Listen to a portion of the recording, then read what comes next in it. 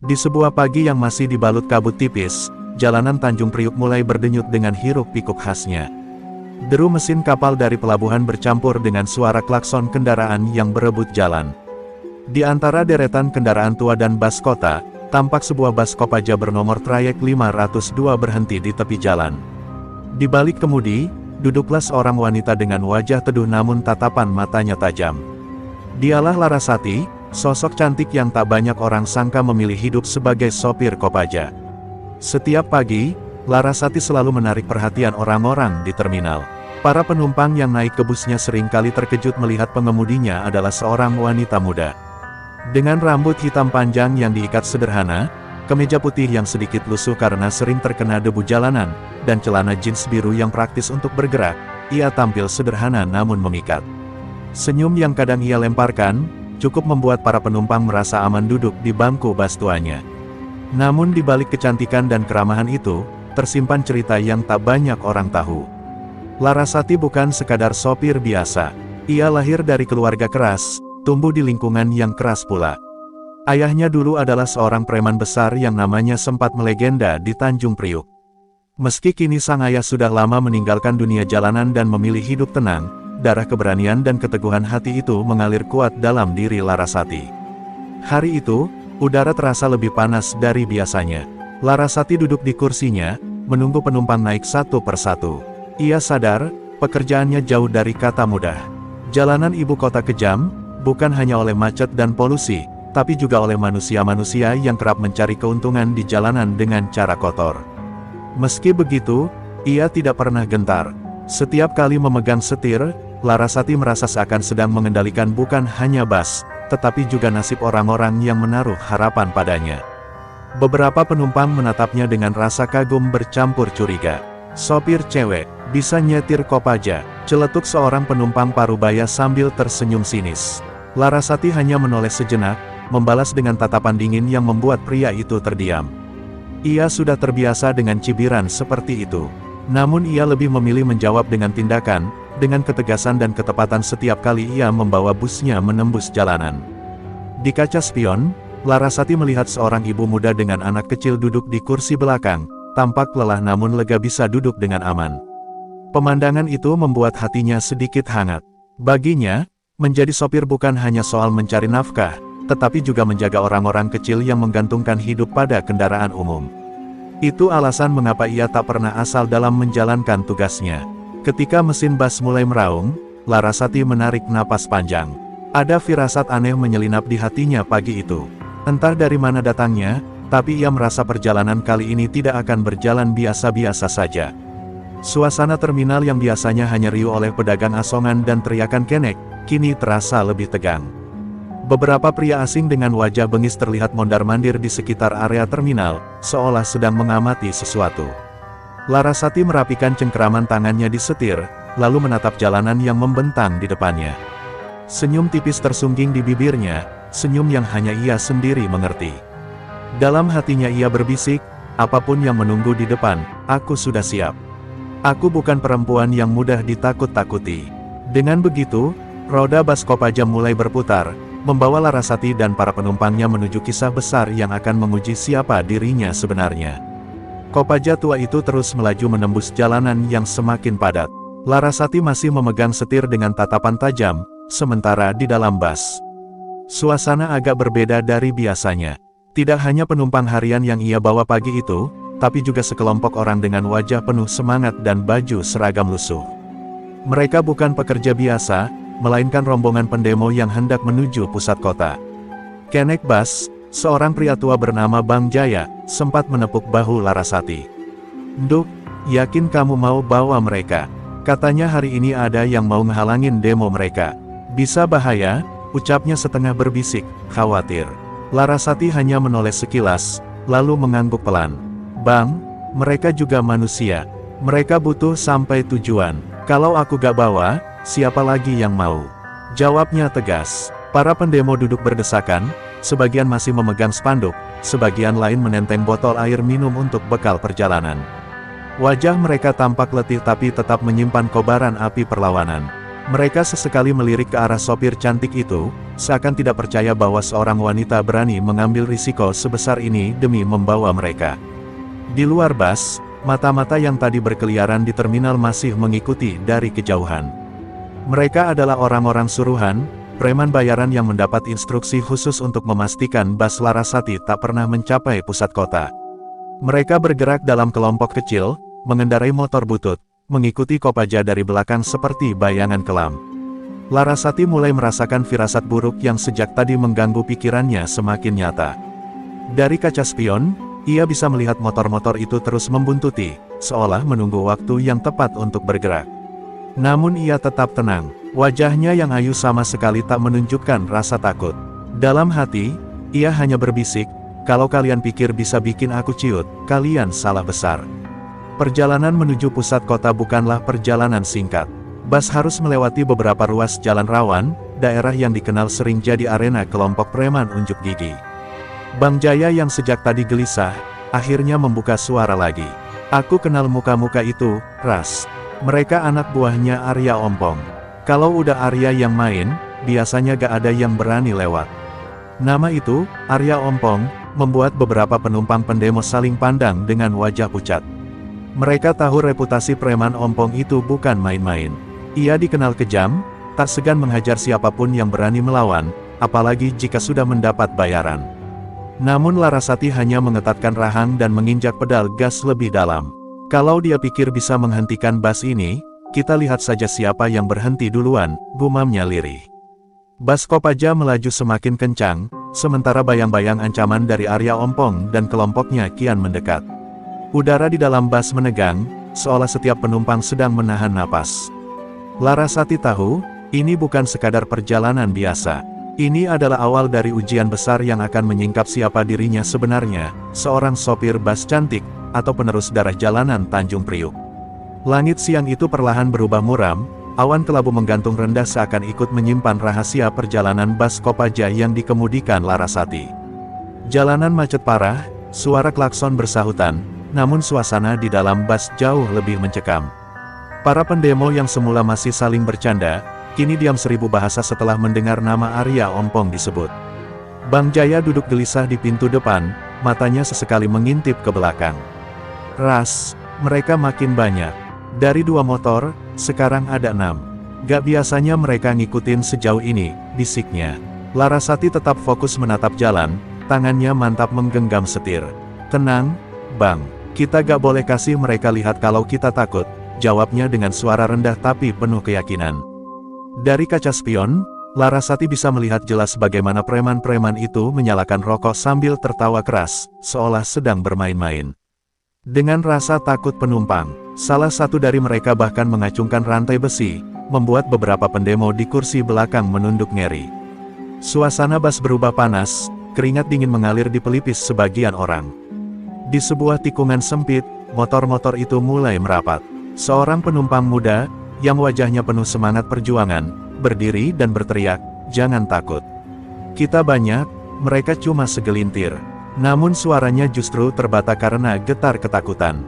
Sorakannya tidak mampu menutupi kenyataan, mereka hanyalah orang-orang biasa, bukan petarung jalanan. Larasati menoleh sekilas melalui kaca spion, lalu berkata lantang, "Kalian duduk tenang. Selama aku yang pegang setir, gak akan ada yang bisa jatuhin bus ini." Suaranya yang tegas dan penuh wibawa membuat penumpang terdiam. Dalam sekejap, wibawa Larasati jauh melampaui sekadar sopir, ia jadi sosok pemimpin yang memberi rasa aman. Namun jauh di depan, kabar buruk sudah menanti. Sebuah pesan singkat masuk ke ponsel salah satu pendemo dari rekannya yang berada di titik lain, "Hati-hati, Arya Ompong pasang blokade di jalan utama. Jangan nekat lewat." Pesan itu dibacakan pelan, membuat jantung semua orang berdegup kencang. Bayangan buruk semakin nyata, mereka tidak hanya dibuntuti, tapi juga dihadang. Bang Jaya langsung menepuk dahinya, wajahnya pucat pasi. "Sial, ini jebakan, Ras. Mereka udah tunggu di depan." Larasati menarik napas panjang, lalu tersenyum tipis. "Kalau memang begitu, berarti sudah waktunya aku tunjukin siapa sebenarnya Larasati." Ada sinar aneh di matanya, bukan sekadar keberanian, melainkan juga darah lama yang bangkit kembali. Bus Kopaja terus melaju, sementara awan kelabu semakin pekat. Preman-preman di belakang mulai mempercepat laju motor, siap menutup jalan. Di depan, bayangan blokade mulai terlihat samar. Situasi berubah cepat, dari sekadar perjalanan menjadi awal pertarungan antara keberanian Larasati dan kekuasaan jalanan milik Arya Ompong. Kopaja tua itu berguncang keras saat melewati jalan berlubang.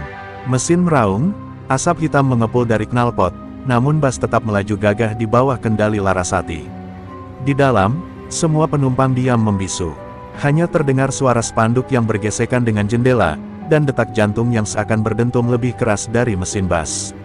Ketegangan kian terasa, karena mereka tahu di depan menanti jebakan yang dipasang Arya Ompong dan kelompoknya. Larasati menatap lurus ke depan.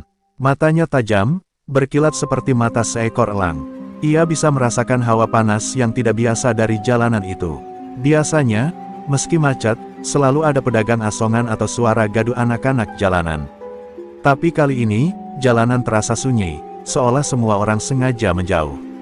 Itu pertanda buruk, pertanda ada kekuatan gelap yang sedang menunggu mereka. Bang Jaya semakin tak bisa duduk tenang. Tangannya gemetar saat menyalakan sebatang rokok. Ras, kalau benar ada blokade, kita mau lewat mana? Jalan tikus udah dipenuhi orang mereka. Kita bisa kejebak kayak tikus masuk perangkap. Ucapannya disambut gumaman panik dari para penumpang. Seorang ibu muda memeluk anaknya erat-erat, sementara beberapa pemuda pendemo menggenggam erat bambu spanduk mereka, meski jelas wajah mereka pucat. Larasati tetap tenang. Ia menepuk setir busnya pelan, seperti sedang berbicara dengan sahabat lama. Tenang, Jaya. Bus ini udah tahu jalan. Selama aku di sini, gak ada yang bisa bikin kita berhenti. Kata-kata itu terdengar sederhana, tapi ada aura kuat yang membuat semua orang di dalam bus kembali duduk tenang, seolah percaya sepenuhnya pada sang sopir cantik. Suara deru motor semakin dekat, meraung liar dari belakang. Preman-preman Arya Ompong mulai menyalip, mengitari bus, lalu meludah ke kaca samping. Tawa kasar mereka menggema, menciptakan suasana mencekam. Salah satu dari mereka bahkan memukul-mukul bodi bus dengan rantai, membuat penumpang di dalam bus menjerit kaget. Tapi Larasati tidak sedikit pun goyah. Matanya lurus ke depan, seolah tidak ada apa-apa yang mengganggunya. Jalan semakin menyempit. Dari kejauhan, terlihat beberapa drum besar dan barikade kayu melintang di tengah jalan. Beberapa pria berbadan kekar berdiri dengan wajah bengis, membawa balok kayu dan parang di tangan. Itulah blokade yang sejak tadi menjadi bisikan ketakutan, barikade milik Arya Ompong. Bus melambat, bukan karena Larasati ragu, melainkan karena ia sedang menilai situasi. Penumpang menahan napas, menunggu apa yang akan dilakukan sang sopir. Bang Jaya memegang lengan Larasati, berbisik lirih, "Ras, kita gak mungkin lolos. Mereka udah siap, Arya Ompong pasti ada di situ." Larasati menoleh sekilas, lalu tersenyum dingin. "Kalau memang dia di situ, biar aku sendiri yang hadapi." Hening menyelimuti bus, hanya terdengar suara mesin yang bergetar keras. Di depan, bayangan sosok besar dengan senyum Ompong perlahan muncul dari balik barikade. Arya Ompong sendiri akhirnya memperlihatkan diri. Ia berdiri tegak, menunggu bus itu berhenti, sementara anak buahnya bersiap menutup seluruh jalur. Jalan raya benar-benar berubah menjadi arena pertempuran, dan semua orang tahu, inilah awal benturan yang tak bisa dihindari. Bus Kopaja berhenti mendadak beberapa meter dari barikade. Asap hitam mengepul dari knalpot, mengaburkan pandangan sesaat. Di balik kabut tipis itu, berdirilah puluhan pria dengan wajah keras, sebagian bertelanjang dada penuh tato, sebagian lain memegang senjata tumpul. Mereka berdiri melintang di jalan, seolah tembok hidup yang siap meremukkan siapapun yang berani melintas. Di tengah mereka, tampak seorang pria bertubuh besar dengan wajah ompong, tertawa sambil menepuk-nepuk perutnya. Dialah Arya Ompong, preman bayaran yang namanya begitu ditakuti di jalur utara Jakarta. Senyumnya membuat bulu kuduk berdiri, bukan karena ramah, melainkan karena penuh ejekan dan ancaman.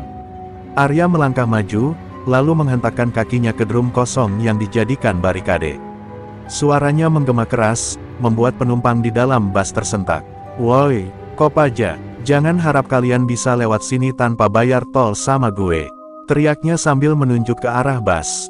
Tawa kasar anak buahnya menggema, menambah ketegangan suasana.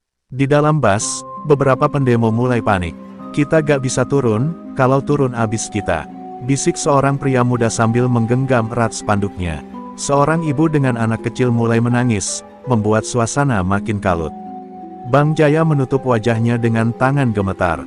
Ras, ini gawat. Dia beneran Arya Ompong. Namun berbeda dengan penumpang lain, Larasati tetap tenang.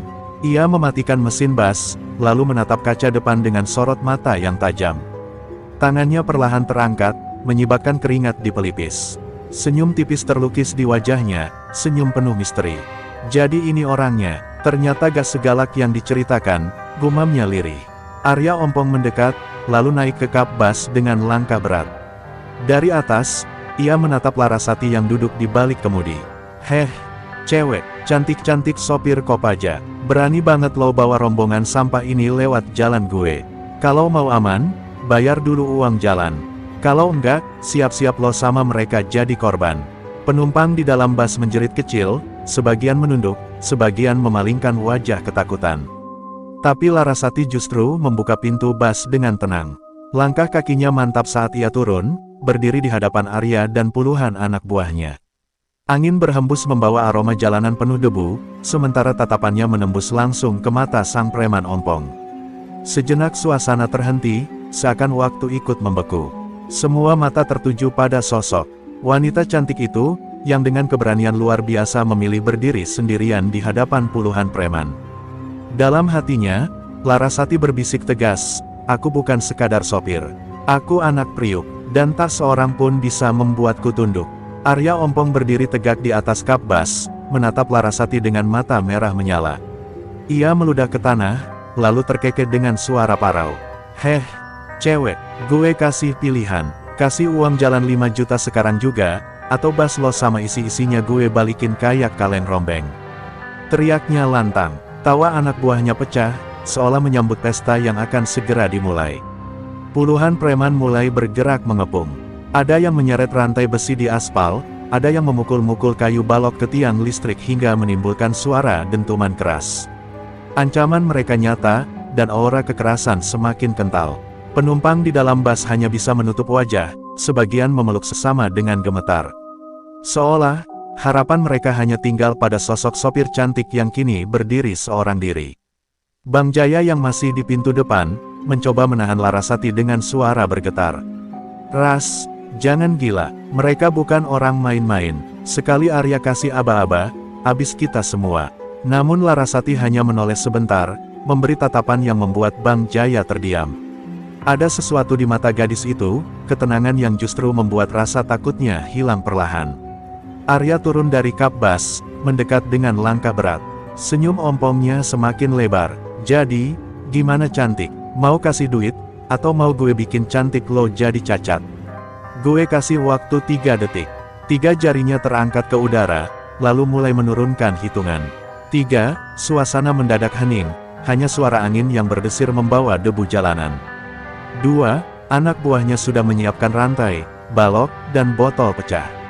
Suara mereka saling bersahutan, siap mengamuk kapan saja. Beberapa pendemo di dalam bas mulai berdoa, sebagian lain menatap Larasati dengan wajah putus asa. Semua seakan menunggu jawaban, menyerah atau melawan. Larasati menarik napas panjang, lalu melangkah maju setapak. Sepatu kets lusuhnya menghentak aspal, menimbulkan suara kecil yang anehnya terasa berat di telinga semua orang. Senyumnya tipis, dingin, penuh rahasia.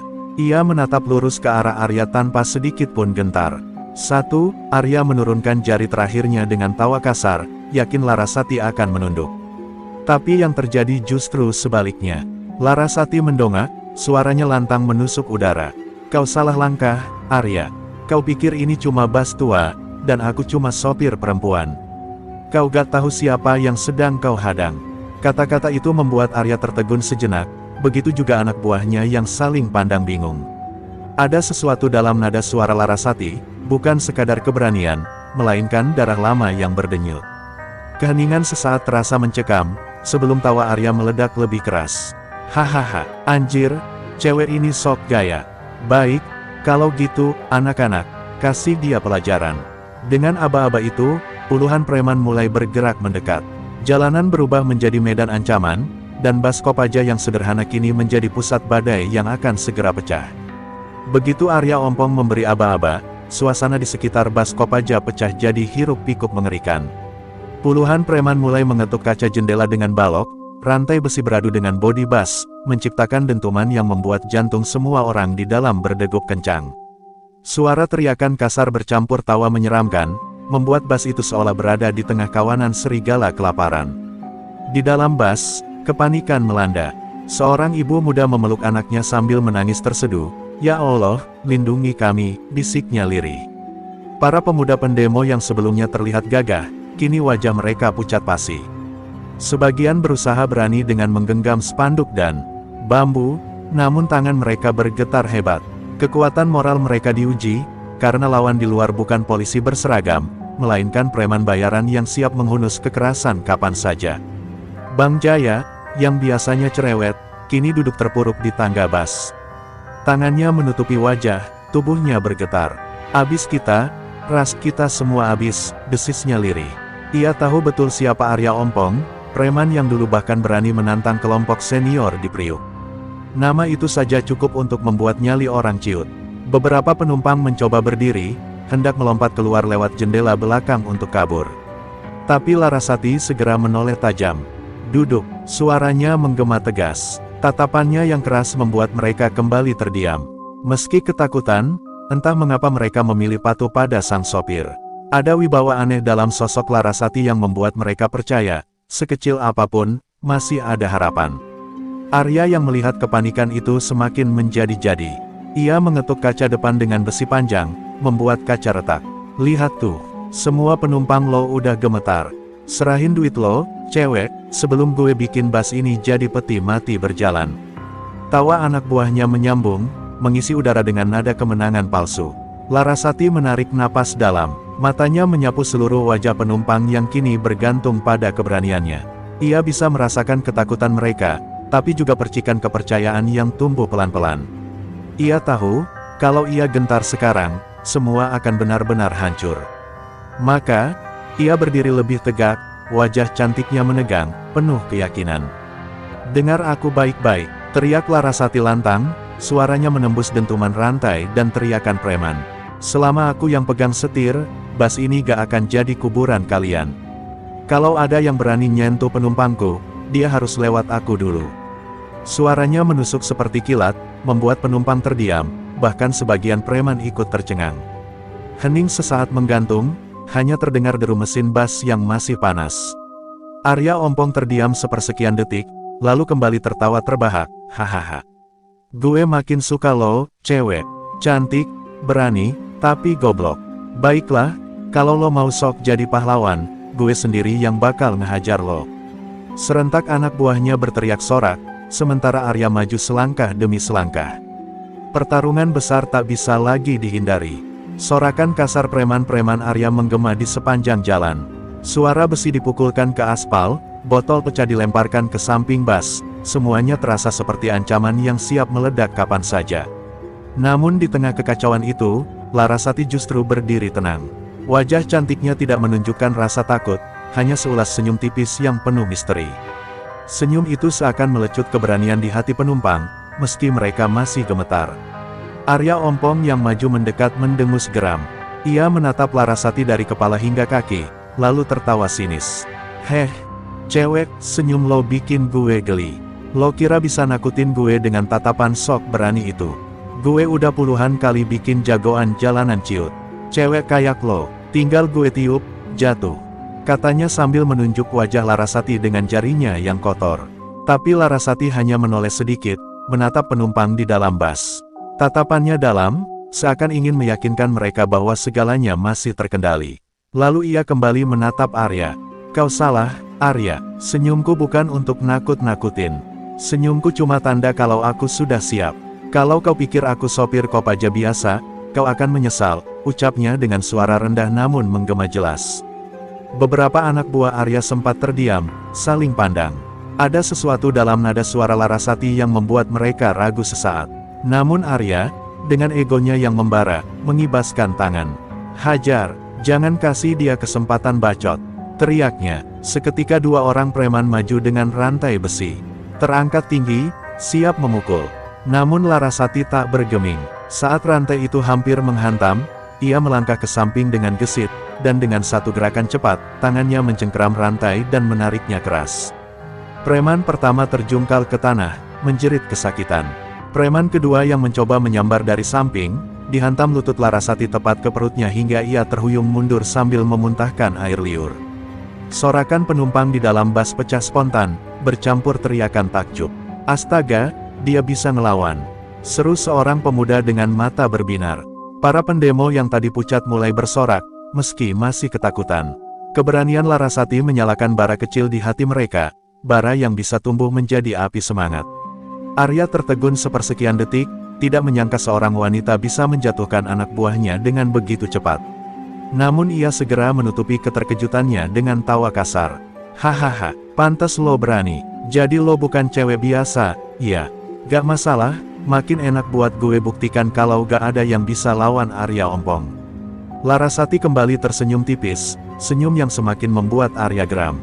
Angin sore berhembus membawa debu jalanan, membuat suasana semakin dramatis. Dengan nada dingin, Larasati berbisik, "Kau baru lihat permulaan, Arya. Kau belum tahu siapa aku sebenarnya." Arya Ompong maju perlahan, langkah kakinya menghentak aspal, menebar aura angkuh. "Jadi lo bisa ngelawan anak buah gue, terus kenapa? Gue ini raja jalanan, cewek kayak lo gak akan sanggup bertahan lebih lama." Suaranya serak namun keras, membuat beberapa preman kembali percaya diri dan bersorak. Mereka mengira Larasati hanya kebetulan menang. Namun Larasati masih berdiri tenang. Rambut panjangnya sedikit berantakan terkena angin sore, wajahnya tetap tegak menantang. Ia menarik napas dalam-dalam, lalu berkata lantang, "Arya, kau merasa berkuasa karena selama ini orang-orang takut sama kekerasanmu. Tapi kau salah langkah kalau mencoba menghadang bus ini. Karena aku, bukan sekadar sopir Kopaja." Kerumunan penumpang di dalam bus saling berpandangan. Kata-kata Larasati terdengar seperti sebuah rahasia yang akan membuka tabir. Arya mengangkat alis, lalu tertawa keras. "Hahaha, cewek sok misterius. Kalau bukan sopir, lo siapa? Jangan bikin gue ketawa sampai gigi palsu gue copot lagi, iya." Serunya sambil memperlihatkan deretan gigi ompongnya yang membuat para preman lain ikut terbahak. Larasati tak terpengaruh sedikitpun oleh ejekan itu. Ia melangkah maju 2 langkah, cahaya matahari sore jatuh tepat ke wajahnya, menambah kesan anggun sekaligus berwibawa. Dengan suara yang dalam dan mantap, ia mengucapkan, "Aku Larasati, anak dari Jaya Kelabang, mantan penguasa jalanan Tanjung Priuk." Sejenak suasana menjadi hening. Nama itu, Jaya Kelabang, langsung membuat sebagian preman tercekat. Mereka mengenal nama tersebut. Legenda hidup dari Tanjung Priuk, preman yang dulu ditakuti hingga pelabuhan, terkenal dengan keberanian dan ilmu silat jalanan yang melegenda. Beberapa preman yang lebih tua langsung melangkah mundur, wajah mereka pucat. Arya Ompong yang awalnya tertawa, kini tatapannya berubah. Walau berusaha menyembunyikan rasa gentar, tangannya tampak mengepal lebih kencang. "Heh, jangan bawa-bawa nama orang mati buat nakutin gue. Gue gak peduli bapak lo siapa. Di sini, yang berkuasa cuma Arya Ompong." Teriaknya keras, meski nada suaranya sedikit bergetar. Larasati mendekat selangkah lagi, matanya menusuk tajam ke arah Arya. "Kau boleh sombong, Arya. Tapi ingat, darah Priuk ini mengalir dalam nadiku. Dan aku tidak akan membiarkan preman bayaran macam kalian menginjak-injak rakyat yang berjuang." Suaranya menggema, membuat penumpang bersorak semakin keras, keberanian mereka mulai bangkit. Arya mengibaskan tangannya ke udara, memerintahkan. Anak buahnya menyerang lagi. "Jangan takut, hajar dia rame-rame. Gue mau buktiin kalau darah Priuk pun bisa jatuh di bawah kaki Arya Ompong." Teriaknya, seketika puluhan preman kembali maju, membawa besi, kayu, dan pisau lipat. Namun Larasati sudah bersiap, mata tajamnya berkilat, tubuhnya condong ke depan, siap menunjukkan warisan sejati dari ayahnya. Teriakan Arya Ompong menggema di jalanan, dan puluhan preman berhamburan menyerbu Larasati. Ada yang membawa rantai, ada yang mengacungkan balok kayu, bahkan beberapa mengayunkan pisau lipat. Udara sore yang tadi hanya dipenuhi suara kendaraan kini berganti riuh pekikan, sorakan, dan derap langkah liar. Namun Larasati tetap berdiri tegak, tubuhnya condong ke depan, matanya tajam penuh kewaspadaan. Serangan pertama datang dari seorang preman bertubuh besar dengan besi panjang. Ia mengayunkannya ke arah kepala Larasati. Dengan gesit, Larasati menunduk, lalu menyikut perut lawannya hingga pria itu terhuyung. Belum sempat berdiri tegak, Larasati memutar badan dan menendang dada preman itu dengan keras, membuatnya terlempar menghantam kap mobil di pinggir jalan. Penonton di dalam bus bersorak histeris, bercampur kagum. Dua preman lain datang bersamaan, menyerang dari kiri dan kanan. Larasati menangkap tangan salah satunya, lalu memelintir hingga terdengar suara krek yang membuat si penyerang menjerit kesakitan. Dengan gerakan cepat, ia menggunakan tubuh lawan yang lemah itu sebagai tameng, sehingga serangan pisau dari preman satunya mengenai rekannya sendiri. Darah langsung mengucur, membuat suasana makin kacau. Arya Ompong yang melihat anak buahnya berguguran mendesis marah. "Jangan kasih ampun, rame-rame, hancurin dia," teriaknya. Namun semakin banyak yang menyerang, semakin jelas terlihat keunggulan Larasati. Gerakannya luwes tapi mematikan, kombinasi pukulan keras dan tendangan cepat yang jelas bukan ilmu sembarangan. Itu adalah warisan jalanan Priuk, seni bertarung liar yang hanya dipahami mereka yang hidup di kerasnya pelabuhan. Suasana jalan berubah jadi arena pertempuran. Bunyi tulang retak, jeritan kesakitan, dan suara besi menghantam aspal bersahut-sahutan. Larasati bergerak bagaikan badai, satu persatu preman terjatuh, entah pingsan, merintih kesakitan, atau kabur ketakutan. Penumpang yang awalnya cemas kini berdiri di kaca bus, menyaksikan dengan sorakan penuh semangat. Beberapa bahkan berteriak, "Hidup Larasati! Hidup rakyat!" Di tengah hiruk pikuk itu, Arya Ompong maju sendiri. Wajahnya merah padam, giginya yang ompong membuat ekspresi marahnya tampak lebih mengerikan. Ia mengayunkan rantai baja ke arah Larasati, menghantam dengan tenaga penuh. Larasati menghindar, namun rantai itu sempat mengenai kaca bus, memecahkannya berkeping-keping. Penumpang menjerit, tapi sorakan mereka makin lantang memberi semangat. Larasati kini berhadapan langsung dengan Arya. Nafasnya teratur meski perlu membasahi wajah. Ia mengepalkan tangan, menatap tajam lawannya. "Kau boleh sombong, Arya. Tapi malam ini, semua orang akan tahu, siapa yang benar-benar berkuasa di jalanan." Suaranya berat, penuh amarah yang diturunkan dari darah Priuk. Arya Ompong menggeram, lalu melompat menyerang. Rantai baja berputar liar di udara, siap merobek siapapun yang menghadang. Namun Larasati sudah menegakkan tubuhnya, memasang kuda-kuda khas warisan Jaya Kelabang. Saat itu, semua orang sadar, yang berdiri di hadapan Arya bukan sekadar sopir bus, melainkan pewaris sejati legenda jalanan Tanjung Priuk. Arya Ompong melompat ke depan, rantai baja berputar di tangannya seperti ular liar. Setiap ayunannya memecah angin, menimbulkan suara mendesing yang membuat penonton di dalam bus menahan napas.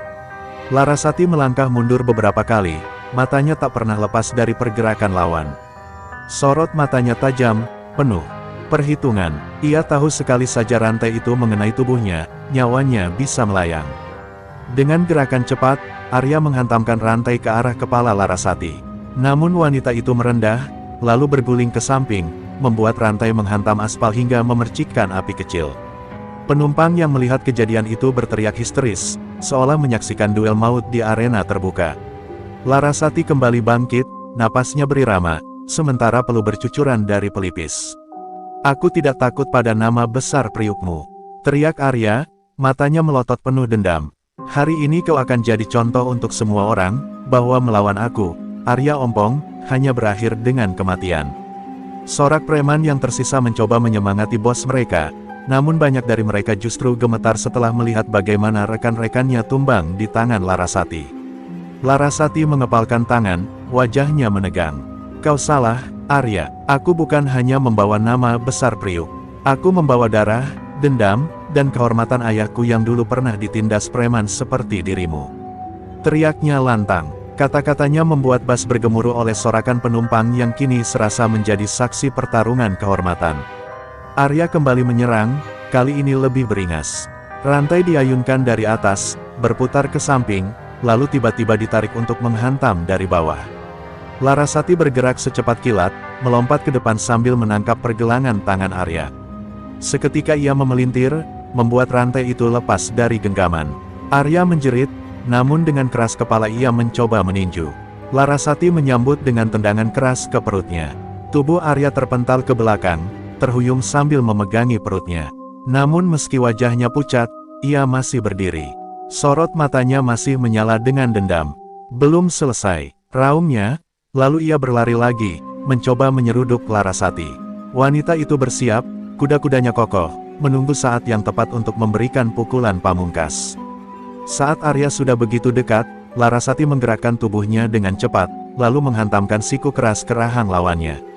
Suara benturan tulang terdengar jelas, diikuti suara retakan. Arya terjatuh, darah mengalir dari mulutnya. Tubuhnya berguling di aspal, tak lagi sanggup bangkit. Jalanan mendadak hening, hanya suara napas terengah Arya yang terdengar samar. Penumpang bas bersorak histeris, meneriakkan nama Larasati. Wanita itu berdiri tegak di tengah jalan, tubuhnya berkeringat, napasnya berat, tapi matanya tetap menyala penuh keberanian. Malam itu, semua yang hadir tahu, Arya Ompong bukan lagi penguasa jalanan. Nama Larasati, sang sopir bas pewaris darah Priuk, kinilah yang menggema sebagai legenda baru. Larasati berdiri tegak di tengah jalan, tubuhnya masih bergetar menahan adrenalin setelah duel maut melawan Arya Ompong. Penumpang di dalam bas bersorak gembira, beberapa bahkan menitikkan air mata lega karena telah selamat dari teror. Namun, di balik sorak kemenangan itu, hati Larasati justru semakin berat. Ia tahu, kemenangan ini hanya permulaan. Arya hanyalah bayangan, bukan sumber masalah sebenarnya. Ketika beberapa preman Arya yang tersisa menyerah dan kabur terbirit-birit, seorang lelaki tua dengan jas hitam lusuh yang sejak tadi mengamati dari kejauhan melangkah maju. Sorot matanya tajam, penuh rahasia, seolah tahu lebih banyak dari sekadar penonton biasa. Larasati menatapnya dengan curiga. Lelaki itu hanya tersenyum tipis, lalu berkata dengan suara rendah namun menusuk, "Kau menang dari Arya, nak. Tapi apakah kau siap menghadapi mereka yang membayar Arya?" Kata-kata itu membuat darah Larasati berdesir. Ia melangkah mendekat, matanya menyipit. "Mereka, maksudmu siapa?" tanyanya dingin. Lelaki itu hanya tertawa pendek, lalu berjalan pergi begitu saja, meninggalkan sebuah amplop di bangku halte. Larasati mengambil amplop itu dengan hati-hati. Tangannya bergetar saat melihat isi di dalamnya, foto-foto pertemuan antara Arya Ompong dengan sosok-sosok berpakaian rapi, orang-orang berkuasa yang seharusnya menjaga rakyat, bukan menindas. Di dalam foto itu jelas terlihat seorang pejabat daerah yang dikenal dekat dengan pengusaha besar. Larasati tertegun. "Jadi, mereka semua yang ada di balik ini," gumamnya lirih. Penumpang yang melihat raut wajahnya penuh tanya, tapi Larasati hanya menutup amplop rapat-rapat. Ia tahu, jika kabar ini bocor sebelum waktunya, bukan hanya dirinya yang jadi target, tapi juga semua orang yang ada di bas tadi. Sementara itu, di sisi lain kota, seorang pria berjas mewah tengah berbincang di ruangan penuh asap rokok. "Arya sudah gagal?" tanyanya dengan wajah murka. Seorang anak buah mengangguk gugup. "Ya, Pak." Wanita itu, Larasati, dia bukan orang biasa. Dia keturunan Priuk. Mendengar nama Priuk, wajah sang pejabat menegang. "Kalau begitu, kita harus habisi dia sebelum namanya semakin besar." Kembali ke jalanan, Larasati duduk di kursi sopir, menyalakan mesin bas yang sempat mati karena kekacauan. Namun, sebelum menekan pedal gas, ia menatap kaca spion. Wajah-wajah penumpang yang lelah namun penuh harapan menatapnya. Mereka percaya padanya, pada bas tua yang kini menjadi simbol perlawanan. Di dalam dada Larasati, perasaan tanggung jawab itu semakin membesar. "Ayah," bisiknya lirih sambil menggenggam erat setir. "Aku mulai mengerti kenapa kau selalu bilang jalanan ini bukan sekadar aspal. Ini medan perang, dan aku tak bisa lagi mundur." Ucapan itu menjadi sumpah diam-diam yang ia ikrarkan malam itu. Jalanan Tanjung Priuk bergetar bukan hanya karena deru mesin bas, tapi juga karena lahirnya sebuah tekad yang tak bisa dipatahkan. Larasati melaju kembali, membawa para penumpang dengan hati yang penuh gejolak. Namun ia tahu, bayangan baru sedang menunggu di depan. Dan kali ini, musuhnya bukan lagi preman jalanan, melainkan mereka yang bersembunyi di balik kursi kekuasaan. Malam itu, setelah berhasil mengantar para penumpang dengan selamat ke tujuan mereka, Larasati memarkir bas Kopaja di garasi kecil dekat Tanjung Priuk. Udara terasa dingin, tapi pikirannya berkecamuk panas. Foto-foto dalam amplop yang ia simpan terasa seperti bara api yang bisa membakar siapa saja bila salah tangan menyentuhnya. Ia sadar, sejak detik ini, dirinya bukan lagi sekadar sopir bas. Ia telah menjadi target buruan. Tak lama, bayangan langkah kaki terdengar di sekitar garasi. Larasati sigap. Ia meraih besi panjang dari sudut bangku bas. Dari celah kaca, ia melihat dua orang pria berbadan tegap sedang mengawasi. Suara mereka samar, namun cukup jelas. Bos minta kita pastikan wanita itu tak keluar hidup-hidup dari Priuk. Ucapan itu membuat darah Larasati berdesir, tapi ia menguatkan hati. Ia tak boleh gentar. Dengan napas ditahan, Larasati melangkah keluar. Kedua pria itu terkejut melihatnya menantang. "Kalian cari aku?" tanyanya dengan nada dingin. Mereka terkekeh, seolah meremehkan. "Kau cuma sopir bas, cantik. Jangan sok jadi pahlawan." Namun, dalam sekejap, Larasati mengayunkan besi ke arah salah satu pria, membuatnya terhuyung. Yang satunya mencoba menyerang balik, tapi gerakan Larasati lincah, warisan darah Priuk yang tak bisa dipadamkan. Pertarungan berlangsung singkat tapi brutal. Kedua pria itu akhirnya tumbang, merintih di tanah. Larasati berdiri tegak, napasnya memburu. Ia sadar, ini baru permulaan. Jika dua orang bayaran saja sudah dikirim malam ini, maka besok bisa jadi satu pasukan penuh akan memburunya. Ia harus melangkah lebih cepat, bukan sekadar bertahan. Ia kembali masuk ke bas, duduk di kursi sopir, menatap kosong ke depan. Bayangan ayahnya muncul lagi di benak. "Kau tak bisa hanya lari, Larasati. Jalanan ini menuntut kau melawan sampai tuntas." Kata-kata itu bergema di kepalanya. Ia mengepalkan tangan. "Baiklah, ayah. Kalau ini jalan yang harus kutempuh, maka aku akan hadapi sampai habis." Keesokan harinya, kabar tentang duel Larasati melawan Arya Ompong sudah tersebar luas di kalangan rakyat bawah. Nama Larasati mulai dibicarakan di warung kopi, di pasar, bahkan di terminal-terminal kecil. Sebagian menyebutnya, Sri Kandi Priuk, sosok baru yang berani menantang ketidakadilan. Namun kabar itu juga sampai ke telinga para pejabat yang merasa terancam. Mereka murka, sebab bayang-bayang perlawanan yang dulu sempat padam kini kembali menyala lewat seorang wanita sopir bas. Di balik gedung tinggi, sang pejabat berjas yang terlihat dalam foto menggelar pertemuan darurat. Wanita itu harus dihancurkan sebelum jadi simbol perlawanan, katanya dengan suara berat. Mereka sepakat mengirim pasukan bayaran yang lebih terlatih, bukan sekadar preman jalanan. Tangan-tangan gelap kekuasaan mulai bergerak lebih cepat. Sementara itu, Larasati menyalakan bas kopajanya lagi, kali ini dengan hati penuh tekad. Setiap deru mesin seakan jadi genderang perang. Ia tahu, di jalanan yang berliku ini, ia tak hanya membawa penumpang, tapi juga harapan rakyat kecil yang haus akan keadilan. Dan ia bersumpah, tidak akan membiarkan siapapun merampas jalanan dari mereka yang berhak melaluinya. Malam itu, Larasati memacu bas kopaja tuanya melewati jalanan gelap di sekitar Ancol. Lampu jalan sebagian mati, meninggalkan bayangan panjang yang membuat suasana terasa mencekam. Ia tahu dirinya sedang diawasi. Cermin spion memantulkan sorot lampu motor-motor besar yang mengikuti dari jauh. Tidak seperti preman jalanan biasa, gerakan mereka rapi, terkoordinasi, seperti pasukan yang terlatih.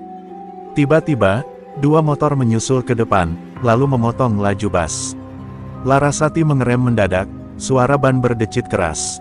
Dari belakang, 3 mobil van hitam muncul, menutup rapat jalan. Ia terjebak. Dari dalam mobil, belasan pria berpakaian serba hitam keluar, wajah mereka dingin tanpa ekspresi. Larasati sadar, inilah yang dikirim para pejabat bayangan, bukan lagi sekadar preman, tapi tentara bayaran. "Turun, Larasati!" Salah satu dari mereka berteriak dengan suara lantang, suaranya menggema di tengah malam. "Serahkan foto-foto itu, atau kau berakhir di sini." Ancaman itu membuat udara semakin berat. Namun Larasati hanya menggenggam erat setir, lalu perlahan bangkit berdiri. Matanya menatap tajam, tanpa sedikit pun rasa gentar. "Kalau kalian pikir aku akan menyerah, berarti kalian belum kenal darah Priuk," jawabnya. Bentrok pun tak terelakkan. Para pria itu menyerang dengan senjata tajam dan tongkat besi. Larasati melompat keluar dari bas, bergerak lincah. Besi panjang yang selalu ia bawa di balik kursi sopir kini melayang di udara, menghantam dua lawan sekaligus. Suara dentuman besi beradu memenuhi jalan. Meski jumlah musuh jauh lebih banyak, setiap gerakan Larasati penuh keyakinan, seolah ada bayangan ayahnya yang menuntun di belakang. Namun, kelelahan mulai terasa. Setiap pukulan lawan semakin berat. Larasati sempat terhuyung ketika salah satu pria berhasil menghantam lengannya. Darah mengalir, tapi ia tidak berhenti. Dalam hatinya, ia mengulang sumpah yang diucapkan semalam, tidak ada langkah mundur, tidak ada menyerah. Ketika situasi nyaris buntu, suara teriakan dari kejauhan terdengar. Sekelompok orang datang berlarian membawa bambu, rantai, dan batu. Mereka adalah warga Priuk, para pedagang pasar, sopir truk, hingga buruh pelabuhan. Mereka tidak tahan hanya jadi penonton. Larasati tidak sendirian, teriak salah satu dari mereka. Dalam sekejap, jalanan berubah menjadi lautan perlawanan rakyat. Pasukan bayaran yang semula percaya diri mulai kewalahan. Jumlah rakyat yang datang tak bisa mereka imbangi. Dentuman, teriakan, dan jeritan bercampur jadi satu. Larasati yang semula hampir tumbang kembali berdiri tegak, merasa energi baru mengalir di tubuhnya. Kita tunjukkan bahwa jalan ini milik rakyat, bukan kaki tangan penindas. Serunya, membuat semangat warga semakin membara. Di tengah hiruk pikuk, salah satu pasukan bayaran sempat berteriak ke radio komunikasi, "Misi gagal, kita tak bisa hadapi mereka semua." Mobil van yang mereka bawa buru-buru mundur, melarikan diri dalam kepanikan. Jalanan yang tadinya mencekam kini bergemuruh dengan sorak kemenangan. Larasati berdiri di tengah warga, meski tubuhnya penuh luka, matanya berkilat tajam. Ia tahu, pertempuran ini hanyalah pembuka dari perang yang lebih besar. Usai bentrokan sengit di jalan malam itu, Larasati duduk di tangga busnya yang penuh goresan besi.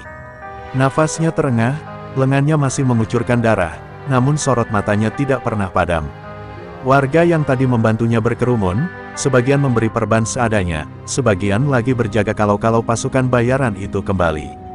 Mereka tak akan berhenti, gumam Larasati lirih, seolah berbicara kepada dirinya sendiri.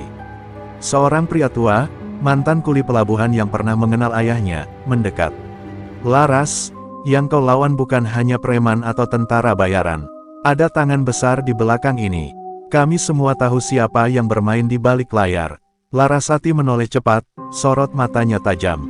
"Katakan siapa," desaknya. Pria tua itu hanya menggeleng, wajahnya murung. "Bukan saatnya di sini. Kalau kau siap, datanglah ke gudang tua dekat dermaga esok malam. Semua akan terungkap." Sepanjang malam itu Larasati tak bisa memejamkan mata.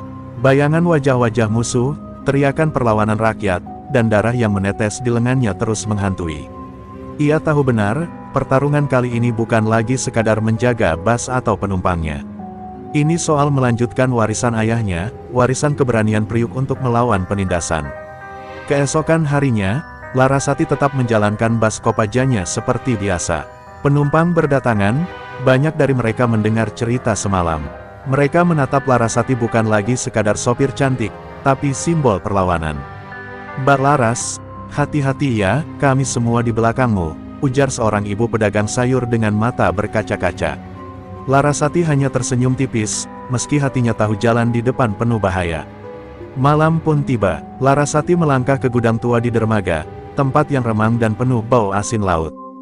Di dalam, beberapa orang sudah menunggu, para buruh, sopir, hingga bekas anak buah ayahnya yang kini sudah menua. Mereka menunduk hormat ketika Larasati masuk, seolah menyambut kehadiran pemimpin baru. "Kami semua tahu siapa kau, darah siapa yang mengalir di tubuhmu," kata salah seorang dengan suara berat. Seorang pria berambut gondrong maju ke depan. Di tangannya ada map lusuh penuh foto dan dokumen. Ia meletakkannya di meja kayu tua. Inilah dalangnya, orang yang membayar Arya Ompong, yang menyewa pasukan bayaran, bahkan yang ingin menghancurkan perlawanan rakyat Priuk. Larasati menahan nafas saat membuka map itu. Matanya melebar, tangannya bergetar. Foto seorang pejabat tinggi tampak jelas, orang yang selama ini dielu-elukan di televisi sebagai pahlawan rakyat. Ruangan seketika hening, semua mata tertuju pada Larasati. "Jadi benar," bisiknya, "selama ini yang menindas justru orang yang bersembunyi di balik nama baik." Wajahnya memerah, bukan karena takut, tapi amarah yang mendidih. Ia mengepalkan tangan, seolah sedang menggenggam seluruh nasib Priuk. "Kalau ini benar, maka tidak ada jalan kembali," kata Larasati dengan suara lantang, membuat semua orang yang hadir merinding. "Aku akan buka kedoknya, aku akan hadapi dia, meski seluruh pasukan bayaran diturunkan. Demi ayahku, demi Priuk, demi rakyat." Sorak dukungan membahana di gudang tua itu. Malam itu, Larasati tak lagi hanya seorang sopir bas. Ia lahir kembali sebagai simbol perlawanan yang siap mengguncang kekuasaan. Malam setelah pertemuan di gudang tua, Larasati duduk sendirian di dalam bas Kopajanya. Lampu jalan temaram menyoroti wajahnya yang tegas, sementara map lusuh berisi bukti kebusukan sang pejabat tergeletak di pangkuannya. Jantungnya berdetak keras, bukan karena takut, tapi karena ia tahu langkah selanjutnya akan menentukan nasib banyak orang. Kalau aku salah langkah, semua orang akan jadi korban, batinnya. Larasati teringat wajah ayahnya, sosok preman legendaris Tanjung Priuk yang dulu memilih melindungi rakyat ketimbang menjual diri pada penguasa. Ia mendengar kembali petua ayahnya, kekuatan bukan sekadar otot, nak. Kadang akal lebih tajam dari golok. Kata-kata itu kini menjadi pegangan. Ia sadar, melawan pejabat sekelas itu tak bisa hanya dengan tinju, melainkan dengan strategi yang bisa membuka mata publik. Keesokan harinya, Larasati kembali menjalankan busnya, seolah tak ada yang terjadi. Namun kali ini, setiap halte yang ia lewati menjadi titik komunikasi rahasia. Buruh, mahasiswa, dan pedagang yang pernah ia tolong kini menjadi kurir kabar. Mereka menyebarkan bisik-bisik tentang siapa dalang di balik kekerasan, tanpa meninggalkan jejak tertulis. Api kecil mulai menyala, menyebar di telinga rakyat. Sementara itu, Arya Ompong yang masih dirawat akibat bentrokan malam sebelumnya mendengar kabar burung itu. Tubuhnya remuk, tapi harga dirinya lebih sakit lagi. Anak perempuan itu, dia bukan hanya sopir. Dia ancaman, geramnya. Ia menghubungi salah satu orang suruhan pejabat itu, bersumpah akan menyelesaikan pekerjaan meski harus mengorbankan nyawanya sendiri. Di malam berikutnya, Larasati mengumpulkan para simpatisan di sebuah warung kopi sederhana. Ia berdiri di depan mereka, wajahnya penuh keyakinan. Kita tak bisa hanya bertahan. Kita harus membuka kedoknya, dan itu hanya bisa dilakukan di depan rakyat banyak. Kita serang bukan dengan senjata, tapi dengan kebenaran yang tak bisa ditutupi lagi. Suara Larasati membuat ruangan yang sempit itu bergemuruh oleh semangat baru. Salah seorang mahasiswa mengangkat tangan. Tapi Mbak, mereka punya pasukan, punya uang, punya media. Bagaimana kita bisa menang? Larasati menatapnya dalam-dalam, lalu menjawab dengan tenang, karena kita punya hati, kita punya bukti, dan kita punya keberanian. Itu yang tak bisa mereka beli. Ucapannya membuat suasana hening sesaat, sebelum semua orang mengangguk dengan wajah yang berapi-api. Di luar warung, hujan mulai turun deras, membasahi jalanan Priuk. Bagi Larasati, hujan itu bukan pertanda suram, melainkan pembersihan, seolah langit sendiri memberi restu pada perjuangan mereka. Dalam hatinya ia berjanji, kali ini tidak akan ada yang mundur. Jalan sudah dipilih, dan ia akan menuntunnya sampai akhir, apapun risikonya. Namun jauh di sudut kota, di sebuah ruangan berpendingin, sang pejabat yang wajahnya ada di map itu sudah mengetahui gerakan kecil ini. Dengan senyum licik, ia menatap layar monitor berisi laporan. Kalau begitu, katanya dingin, biarkan anak perempuan itu merasa dirinya pahlawan. Nanti aku tunjukkan siapa yang benar-benar berkuasa di negeri ini. Permainan sudah masuk babak baru, dan Larasati kini benar-benar berada di jantung badai. Hari itu, jalan utama menuju Tanjung Priuk dipenuhi lautan massa. Ribuan buruh, mahasiswa, dan rakyat kecil berkumpul, membawa poster, teriakan, dan tekad yang menyala. Di tengah kerumunan itu, bas Kopaja tua milik Larasati melaju perlahan, menjadi simbol perlawanan. Dari balik kaca, Larasati melihat wajah-wajah penuh harapan, dan ia tahu tak ada jalan kembali. Namun begitu bas mencapai titik tengah keramaian, segerombolan preman bersenjata tajam menghadang. Dipimpin Arya Ompong yang kini bangkit dengan amarah membara, mereka menyerbu dengan beringas. Turunkan perempuan itu, hari ini darahmu jadi bayarannya, Larasati.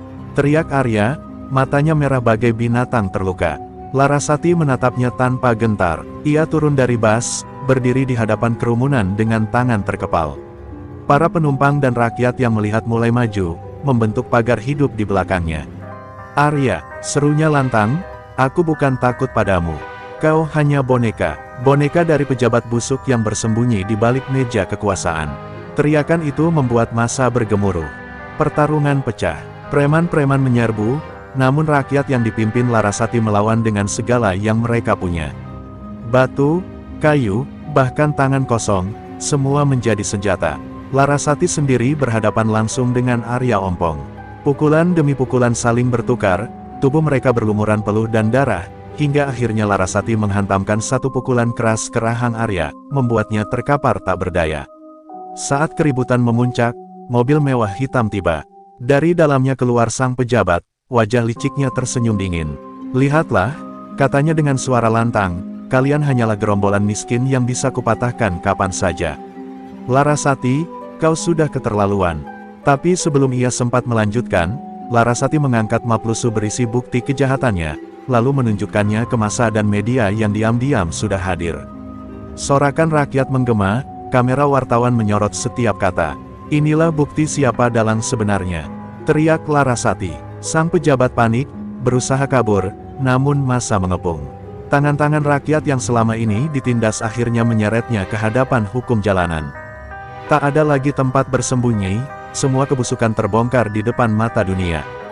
Dalam hiruk-pikuk kemenangan itu, Larasati berdiri di atas bas Kopaja, wajahnya basah oleh hujan dan keringat.